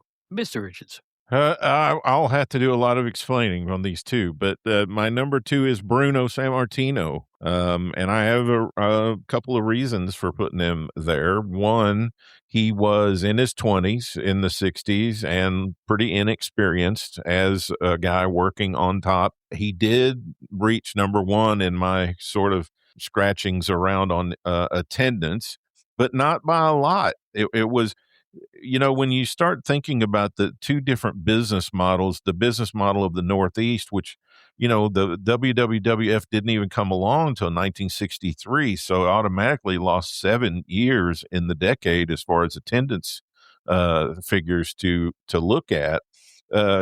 Working once a month in a town and drawing 20,000 versus a Kiniski or a Gagne or a Thesz who worked in several towns in the month and drew 8 to 11,000 every single week. So it just depends on how you want to look at it. But the reason I put him at number 2 was because of what Steve mentioned, was that Toots Mondt and Vince McMahon Sr. came to Sam Mushnick and Lou Thesz and wanted to have a 1965 match to unify the titles, Bruno versus Thesz in Madison Square Garden. They were going to put it on what would have been early closed circuit, the advanced, or what would be pay-per-view later on. They met in a hotel room in Chicago. Lou demanded a lot of upfront money. The deal was that Vince McMahon and Toots Mondt told him that if Lou would lose to Bruno, then they'd come back in a year and then give the title back to Lou after a year. So what that tells me is in 1965, which is half of the decade, Vince McMahon Sr. wants Lou Thesz to lose to Bruno Sammartino. That's going to be the anointing of Bruno, a victory over Thesz. So, and he wants the NWA title because the WWF title is only a year and a half old. Toots Mondt goes back to all the way back to the 20s where he wants to control a world title, all the way back to Strangler Lewis, where Toots Mondt's in Vince McMahon Sr.'s ear going, you got to get the world title. You got to get the world title. You got to control the world title. I don't think those guys would have ever given it back. And I think Lou is right. That's why he didn't want to do the match. He said they don't want to give him the money up front. And I don't trust those guys. I don't think they will ever. I don't think that once I lay down for Bruno, they'll never have Bruno lay down for me. We'll never get the title back. The title will, and they did that with Rogers too. That when Buddy Rogers was the world champion, they pretty much booked him pretty much all the time in the Northeast, which led to the breakup and the WWF even getting formed because they wanted their own champion that they could book and that they could control. So for that reason, I have Bruno at number 2 because they wanted him to be crowned by another guy. Well, that tells me the other guy might be better than him. Well, I'm romantic about my number 2. We talked about Vern Gagne before. He had 8 titles during the decade as well as, other 8 titles were mixed in. But I want to talk about my dad. Somehow in upstate New York, where my family was from, in the 50s, my father would watch wrestling and Vern Gagne was on a lot. I don't know if it was Wrestling for the Marigold. I don't know how he saw Vern Gagne, but he knew him. Yeah, on Dumont. But he couldn't pronounce Vern's name. He called him Vern Gagne. Mm-hmm. Like he just couldn't do the yeah part. He couldn't grasp that. So he always called him Vern Gagne. I don't know why, but that is my dad. Now, cut to the 1980s when ESPN had the AWA show on, and he's flipping channels one night. Now, I'm a full-grown adult. I'm out of the house at this point. I come to visit the next day. He goes, I didn't know that Vern Gagne had a son named Greg. And there was this big row on TV, and his manager, who was actually Nick Bockwin, got belted by this other guy, Zabisco or something, with a pair of nunchucks. And he said, you just seen it. My father bought it hook, line, and sinker. That's what I loved about my dad. He would just get into it and not even question it. That's all I have to say. My father's favorite wrestler, he would never fess up because I think other people would think it was embarrassing to be a wrestling fan, but my father loved Vern Gagne. And that had nothing to do with my Vern at number 2. I just figured I'd say something different about it. Vern Gagne was such a big television star. He was. In the 1950s that when they created, basically Lou would not put him over to be the world champion. So they created the United States title for Vern, but they called it the NWA United States Television Championship because he was the biggest television star in the United States. He was huge. And basically, made Fred Kohler a big time promoter from coast to coast out of Chicago. There you are. I wish there was more tape from those eras. I really do. It just makes me sad that there's a lot of things I wish I could see. I mean, the thing that bothers me is I know, and I've had other people verify this for me, that the WWE's tape library is vast and they never touch it. There's a lot of stuff in that library they do not show now, including some 60s stuff, early 70s stuff. They just don't touch it because I think they feel we're a youth market now and who would care? I really wish they'd let some of that stuff out of there. I can't even imagine what they have in those libraries, but that's just my 2 cents on that. Well, it's time for number 1. And here's number 1 himself, Steve Gennarelli. Hey. All right. I went with Bruno as my number one. I mean, these guys know me fairly well. I am a Bruno fan. He's my all-time favorite wrestler. So I do want to say that I did try to research this and I try to be unbiased in my selection. I relied heavily on that list from Matt Farmer and Dave Meltzer, and they did emphasize that for many of those years in the 60s, he was not only the biggest draw, but by a large margin. So I went with him for that reason. I know that in those early days, the 60s compared to the 70s, he wrestled like anywhere they would send him in the WWF territory, working in the armories and high school gyms. It wasn't just MSG. Beyond him, the talent, the level of talent that they had wasn't really robust. It wasn't like the Backlund era or the Hogan era where you're just surrounded by all these stars. It was really him carrying the bulk of the talent. Bobo Brazil was a great number two guy, but other than Bobo, he didn't really have a lot of support. And the stories of him wrestling with broken fingers and damaged ribs and different injuries, because he had to go on, he had to perform, he had to be the champion. I felt that he was the top wrestler, not only top box office, but just the top draw, top overall wrestler of the '60s, in my opinion. But Tony's next. What do you think, Tony? Well, no, let me jump in because I'm going to tell you that Bruno was also my pick. Okay. And I can't get past the fact that he probably drew as much money as anybody else in the business during that long period. Look at it, from 63 to the end of the decade, he was the champion. There wasn't a bunch of title changes. There was nobody else like that in any of the big leagues. I can't help but think he's the standard bearer in terms of champions of that decade. And to me, that held a lot of water, and that's why he was my choice. Tony has a very unique choice as number one. I want him to take as much time as he wants to explain why. Well, part of it is because it's apples and oranges, and we have the attendance records for MSG and some of the bigger towns of the WWF because of the athletic commissions. In all of the other towns where champions wrestled, we don't always have that. We don't always have the attendance, so it's hard to compare. I did go back and take a closer look at Bruno's drawing power at Madison Square Garden specifically. Another interesting fact is that the new Madison Square Garden that we're more familiar with didn't come into existence until 1968. So in 1963 to 1968, he was at the old building where he had a lot of cards where he drew 18 and 19,000.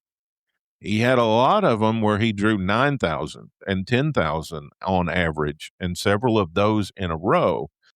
As narratives grow over time, people just go to say, well, he sold out at Madison Square Garden X amount of times, which is true. He did. But as you go further back, that's not as much the case. And since we're talking about the 1960s, it's not comparable to what he did in the 70s to me. So I just kind of set that over here to the side and didn't think about that and just looked at the 60s. In title defenses, Lou Thesz had 463 title defenses from 1960 to 1966. January 7th of 1966. So that tells me his schedule of title defenses and wrestling was so much greater than Bruno's. Kiniski in 3.5 years defended his title 300 times. Now, I didn't add in, and I wish I would have, I didn't add in his other world title defenses. He might have actually had more than Thesz. Bruno had 353 title defenses. So for that ranking, it was Thesz, Bruno, and Kiniski. For attendance, it was Bruno, Kiniski, Thesz of the numbers that I could come up with. And it's that one meeting in 1965 where Bruno's two bosses want Thesz to put Bruno over that tells me that in the minds of the wrestling gods at that time, Lou Thesz was the man. And they wanted Lou to give that to Bruno.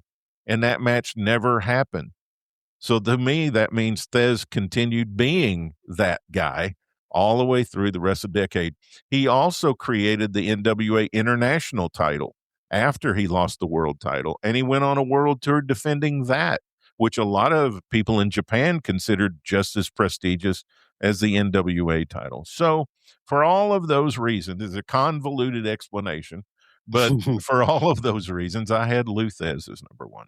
I have a question about that proposed Thesz Bruno match. Was Thesz the NWA title holder at the time? Yes. All Yeah. right. So, but would he be coming into, let's say they had it at the Garden or whatever the big arena would be? Yes. Would it just be for the one belt? Would it just be for No, it was a Bruno's belt? unification match. Oh, they never would have gone along with that. Okay, forget it. Yeah, it All was right. well, Sam Mushnick wanted to do it. Yeah. Sam was bought in. He was going to make a lot of money from it. Lou was going to make a lot of money from it. Bruno was going to make a lot of money. Bruno was not at the meeting. It was just McMahon Sr. and Mont and Lou and Mushnick. And Mushnick and Lou had a falling out in the hotel room about it. And Mushnick told Thesz, he goes, I can order you to lose the title to Bruno. He said, no, you can order me to go into a match with Bruno. You can't really tell me to lose, and I'm not going to. I'm going to reverse it and win the WWF title. And Bruno can't stop me. So for all of those anecdotal comments, that's why I have Thesz as number one. Kind of based on what you just said, though. I mean, if Thesz meant so much to the NWA, why would they want to even go with Bruno? I mean, to me, it's almost like what you said. The big shots, the Mushnicks and his partners, they wanted to put the belt on Bruno because they probably felt like going forward, this younger guy who's this big draw in the Northeast could be potentially a big draw for us in our cities. I mean, we know what eventually happened, and we know that it all really worked out for the best. It was better for Bruno to stay in the Northeast and do well there. He probably wouldn't have done nearly as well if he had started doing the NWA cities too. And Thesz was a better draw in his cities, but he was never a draw in New York to begin with. So, I mean, does that change your mind at all? Well, I got some answers to your questions. It doesn't change my mind, but Okay. Sam Mushnick, he had mixed feelings about both the AWA and WWF breaking off. He was conflicted about it. Number one, he was okay with it because of the Department of Justice. Right. And it gave him an excuse that the NWA was not a monopoly. Look, we got two other organizations operating in North America. But kind of on the side, I think Sam always had dreams of putting it back together. And I think he thought that if the NWA title was the prestigious title, and I think he thought the WWF title would just go away if they unified it. And maybe then, and Vince Sr. was a member of the National Wrestling Alliance. So I kind of think he thought this would be great. Like, and maybe he'll share him, with us. The other thing is, Bruno's 24 years old. Lou Thesz is 49. There wasn't going to be a lot longer amount of time for Lou to be on top with the NWA world title. And I think you're right. I think he looked, there's this young Italian that we could probably market in some of our other places. There were times Sam even threatened the championship committee and some of the wrestlers with, hey, if you guys don't want to go along with me, I'll just give the title to Bruno. I mean, that happened, later on. I think they saw the potential. They obviously saw what was happening in the Northeast, and the promoters were not always happy with Lou because of his attitude as well. And a couple of months after that meeting is when the championship committee voted to go with Kiniski. And I think part of that was because Lou didn't go along with Sam on that match.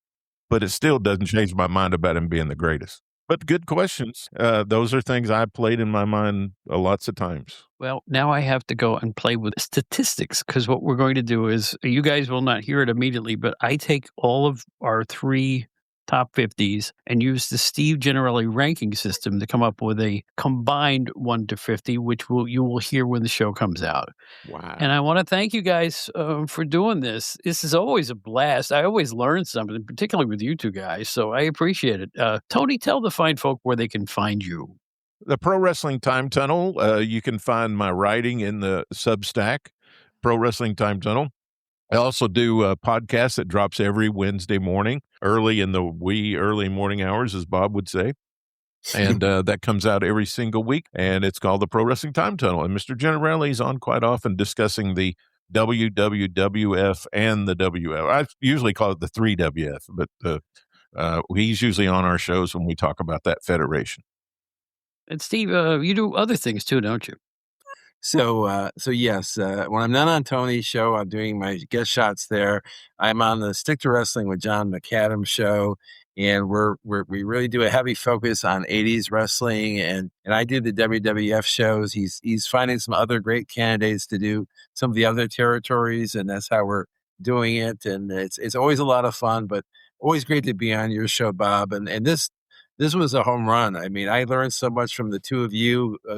Today, going over these names. I mean, I screwed up on my list. I'm sure each of you probably hopefully made a little faux pas or two to prove that you're human beings. I meant to have Wilbur Snyder somewhere in my top 25. I somehow knocked him off my list, but it's just a lot of fun. It's fun to learn from you guys, and I can't wait to do it again. Like Tony said, maybe we could do the tag teams next time.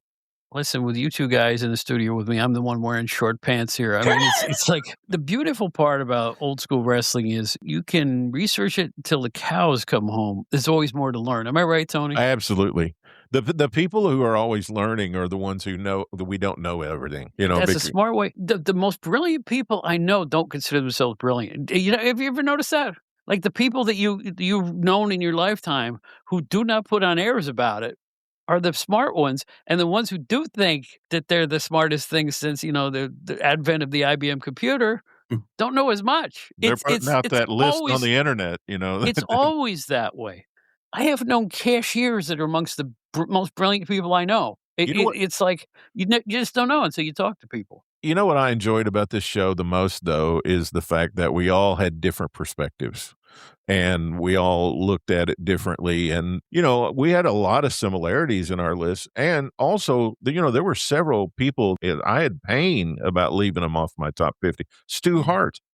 Right. I hated leaving Stu Hart off, but I just couldn't justify putting him in the top 50. But Nick Monroe, it really pained me because the early part of the 60s, he was such influence and drew so many people in Memphis. And then he toured the other territories throughout the decade. It was so influential in racial desegregation in the city of Memphis. I mean, there were just several people that I had my own reasons for wanting to put them in, but they just didn't make it. They would have made the 100, but they didn't make the 50. The same way with me. I had Ricky Doze on and then off, then on, then off, and finally I left him off. And the reason for it was I didn't think the body of work throughout a decade. Yeah. I mean, he made a big splash here, no question about it. But I don't think he was around long enough to put him on the list. Everybody else on the list was kind of here a lot. You know what I'm saying? A special attraction once for, let's say, a month. I don't know if it makes up for the other, 9 years in the decade. I looked at Baba and Inoki as extensions of him, as echoes of him. Mm-hmm. And that had a lot to do with me having him, where I had him. It's just the overall impact that continued to go on after he was gone. That was the one struggle that I had for sure on the top 10. And Steve, before we go, did you have anything that you had to fight with? In retrospect, the thing that bothered me the most is, I was happy to get guys on there like Doug Gilbert. He's somebody that I've always really liked and respected. And I always find him an interesting character. There's so many other like journeyman wrestlers who should have been on this list or could have been like Tony said, if it was a top 100, like somebody would just say like Angelo Poffo.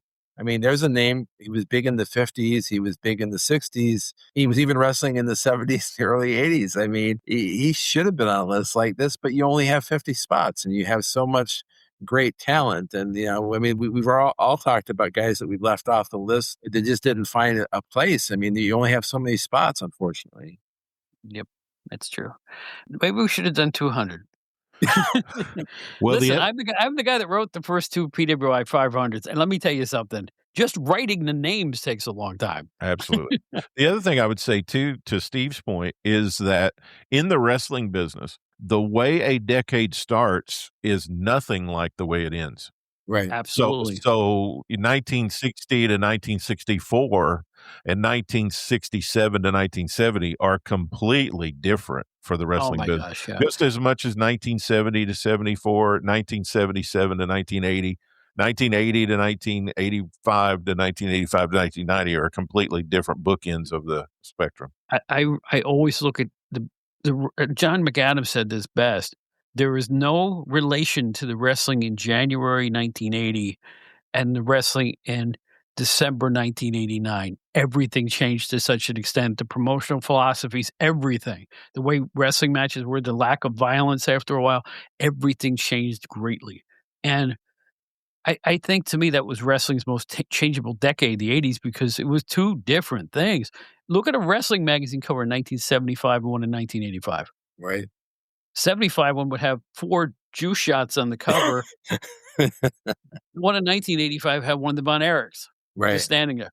Right. All of the decades were like that. The 1950s, the most probably notorious, where the national television broadcast of the Dumont Network was the thing, whereas from 55 to 60, studio wrestling was taken hold and taken over, and you had all of these territorial studio wrestling television shows instead of the one big overall Dumont show. And that was an amazing transformation as well. And you could look at almost any decade in wrestling and see that happen, where around the mid part of the decade, the paradigm completely changes for the last half of the decade. And putting together a list of the top guys for a whole stretch of that 10-year period, in any 10-year period, is challenging. And we discussed it really well today. And I love the fact that we all thought things were, we had different perspectives. I use this expression a lot. The only thing in life you can count on is change, right? It's the only thing that you can bet. Things are going to be different up the road. But I'm glad I wasted my youth on wrestling magazines, wrestling TV, and getting to know the sport and getting to know guys like Tony Richards and Steve Gennarelli. Guys, it's been a stone cold blast. Thank you for being here for another one of our list podcasts. I loved it. Thank you guys for inviting me. And I hope, as my mom always said, if you behave yourself, maybe you'll get invited back. So, well, you will. And Steve, thank you too, sir. Thank you. It was a lot of fun, guys. And I look forward to the next one. Steve Gennarelli and Tony Richards, everybody.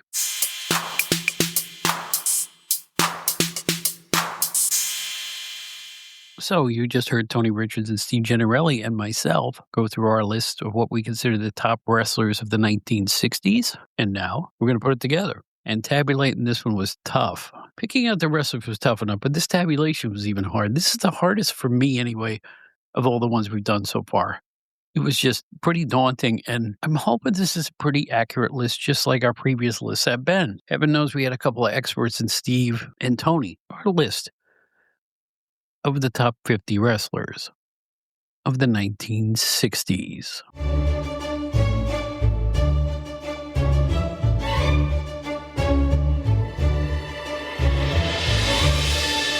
The Outdated Wrestling Hour's top 50 wrestlers of the 1960s. Number 1, Bruno Sammartino, tied for second. Thesz and Vern Gagne. Number 4, Gene Kiniski. Number 5, Ray Stevens. Number 6, Johnny Valentine. A tie at number 7, Bobo Brazil and Dick the Bruiser. Number 9, Mad Dog Vachon. Number 10, Fred Blassie. Number 11, The Destroyer. And Pat O'Connor. That was a tie. Number 13, The Sheik. Number 14, The Crusher. Number 15, Jackie Fargo. Number 16, Dory Funk Jr. Number 17, Cowboy Bill Watts. Number 18, Pat Patterson. Number 19, Gorilla Monsoon. Number 20, Killer Kowalski.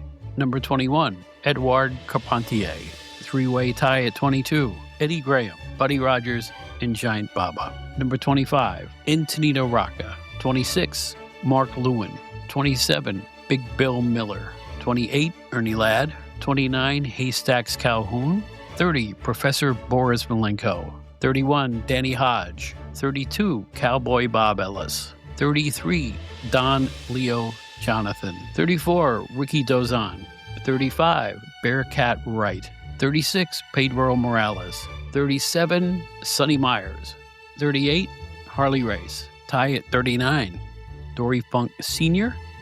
Fred Bastine. Number 41, Dr. Jerry Graham. Tie at 42, Wilbur Snyder, Wahoo McDaniel. 43, Whipper Watson. 44, King Curtis. Three-way tie at 45, John Tolis, Lonnie Main, Antonio Inoki. Two-way tie at 48, Whitey Caldwell, Peter Maivia. And a two-way tie at 50, Tim Woods and Larry Henning.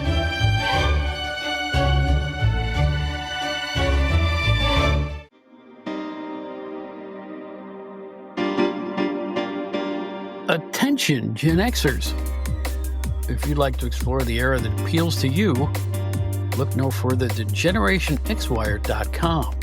The generation who grew up with elite in entertainment, music, movies, TV, books, pro wrestling, and more finally has a one-stop destination for all their Gen X needs. From Aerosmith to Batman to the Killer Bees to the Twilight Zone, there's something for everybody at GenerationXWire.com. You won't find a more eclectic mix of pop culture content than at the leading website that specializes in the greatest generation, GenerationXWire.com.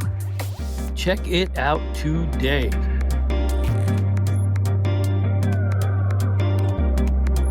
That's it for another edition of the Outdated Wrestling Hour podcast. We hope you enjoyed yourselves. Write to us, outdatedwrestling@gmail.com. Our website, outdatedwrestlinghour.buzzsprout.com, where you can find all of our episodes at the press of a button. We will never Patreon you for those. Also on the website, you will find a box that says Outdated Wrestling Hour Fan Club, where for a nominal fee, you can help perpetuate the ongoing adventures of this podcast and our sister show, the Outdated Entertainment Hour, which comes out about once a month. All of it on outdatedwrestlinghour.buzzsprout.com. We're available on every podcast app you can think of. Please join us again. Both the Outdated Wrestling Hour and the Outdated Entertainment Hour are shows provided by Bob Smith's podcasts. The Outdated Wrestling Hour is part of the WrestleCopia podcast network. That's it for now. We hope you had a really good time tonight. And we're out every Friday with new editions of the Outdated Wrestling Hour podcast. So until next time, this is Bob Smith. You might remember me from my days with PWI. Thanks for being loyal fans. Thanks for listening every week. And we always say the same thing at the end of every show. In the words of Ringo Starr, peace and love, brothers and sisters. Peace and love.